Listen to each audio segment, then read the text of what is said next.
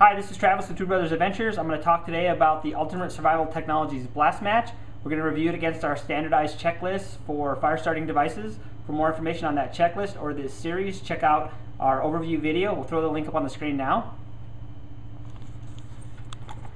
As far as packaging, this comes packaged individually, shrink wrapped up. There's nothing else with it other than the housing and that houses the blast match.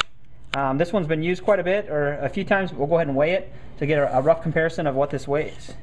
It'll weigh a slightly more new because we've used this one quite a bit. So it's 2.7 ounces.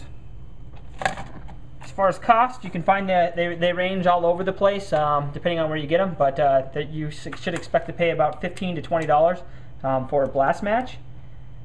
It's pretty simple and easy to work. It has a ferrous rod here in the middle, and there's a piece of metal. You push down on that, and then there's a spring in here. As you push down, it'll actually strike. So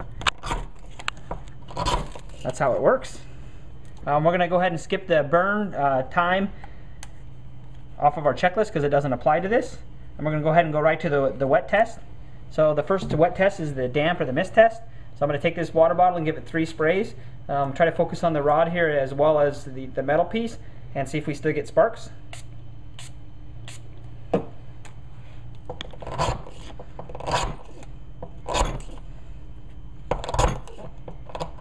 So as it gets wet, it's actually shaving off. You can see until we get through that initial wet layer. Now it's working. The beauty of the blast match is you can actually rotate it, or it will rotate. So depending on what side's wet. So that's what wipe it off. Yeah, so you can wipe it off. Next we're going to do the dip test.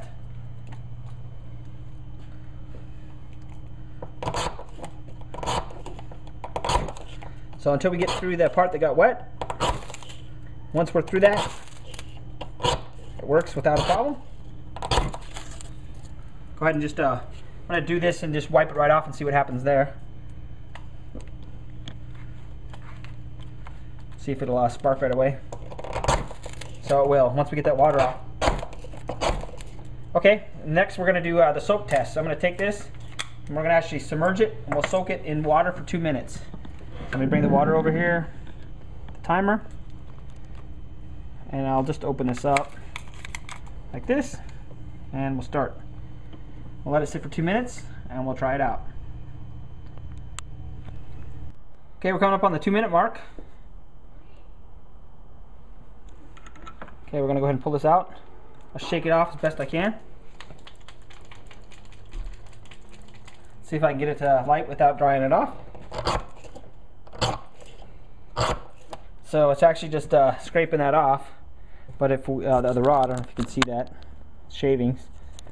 But if I dry this off, it should strike right up.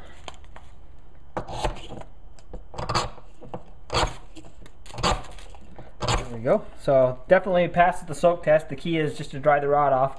Otherwise you could keep scraping through until we get to the dry rod and it would spark again. We'll go ahead and do the one-handed test now. I've been doing it one-handed. That's the beauty of the blast match, but it's easy to use one-handed. So I know it'll definitely pass the one-handed test. Close it and open it one-handed. Okay.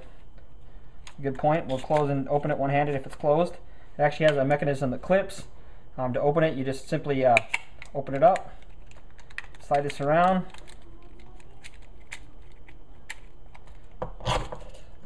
So it definitely passes the one-handed test. We'll go ahead now and set up and do the wind test.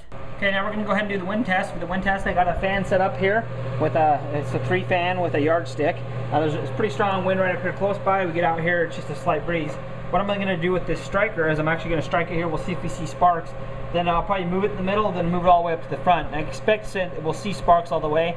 We're just trying to simulate if wind's going to affect the sparks at all. So right here at the very end, it sparks without issue. Go ahead and move it here in the middle. No problem. We'll go right up here in the very front. So definitely passes the wind test. There's not an issue with getting sparks out of this in any kind of wind. Okay, so I'll wrap up overview on Ultimate Survival Technologies Blast Match. It passed all our tests. It passed the mist test as well as it passed the dunk test and the submerge test.